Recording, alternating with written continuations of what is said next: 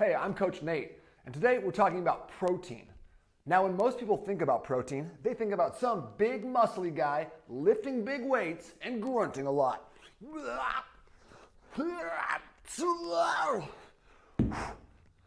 But today, I want you to know that when you think about protein, you should be thinking more about building blocks. And on today's video, we're going to be talking about protein. What is a protein? How do proteins interact with your body? When should you eat proteins? And what are they doing for you? First of all, how do proteins work? Now imagine you just ate a high-quality, nutritious, protein-rich food. This can come in the form of meat, eggs, or dairy. There are very few other foods that contain complete amino acid profiles. So that means that pea protein you're eating, any of those beans, the peanut butter that you think are proteins are technically not complete protein sources. So imagine this. We just had a big chicken breast. Delicious. It comes into our body like this. This is a very, very accurate representation of what a protein molecule looks like. And here is a very accurate representation of what your muscle tissue looks like.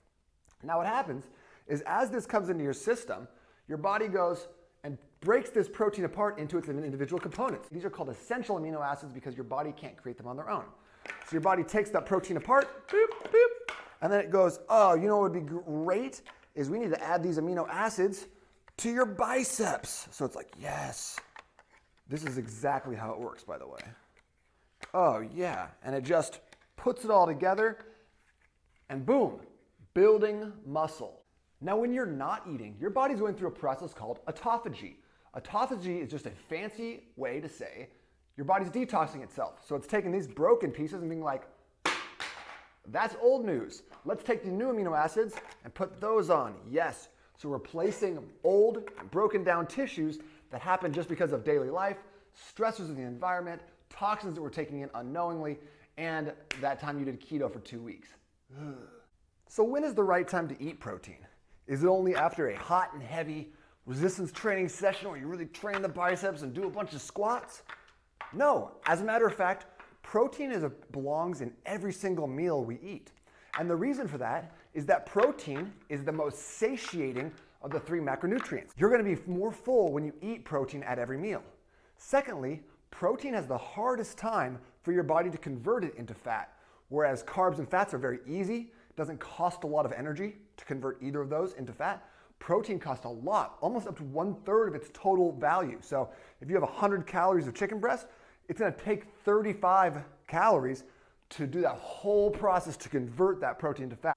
Also, let's be honest, it's so much easier to eat 12 donuts than it is to eat 12 chicken breasts. I'm just saying. Listen, one habit that you can start including in your life right away is making sure that each meal you eat comes with a protein buddy. That means that you're never going to be eating food that doesn't have a protein component to it. And when I say protein, I'm talking about meat, eggs, and dairy products. Because if you don't have that protein component, you're really missing out on a big opportunity to help your body repair and rebuild. And I'm not just talking about building muscle either. Protein is very essential for helping your body rebuild joints, tendons, ligaments, as well as various enzymes that help your body from a chemical level doing all sorts of important processes. Your body can't function without a good amount of protein in it, which is why vegetarian and vegan diets are so hard to do and make a very, very distinct physical change. So what's the takeaway here?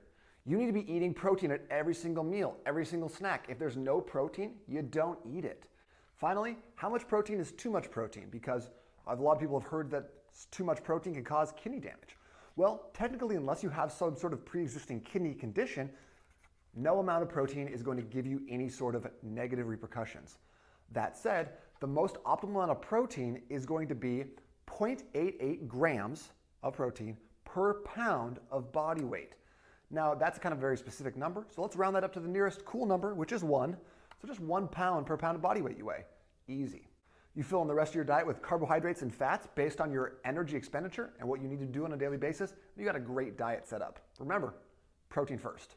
Hey, Coach Nate again. And nutrition is confusing. We get that. So if you want to make this a little bit simpler, I'd encourage you to jump into my $1 Million Body group by going to the link below and joining. And once you join, I'd love to hook you up with my macronutrient cheat sheet. So it's going to tell you exactly what the good protein options are.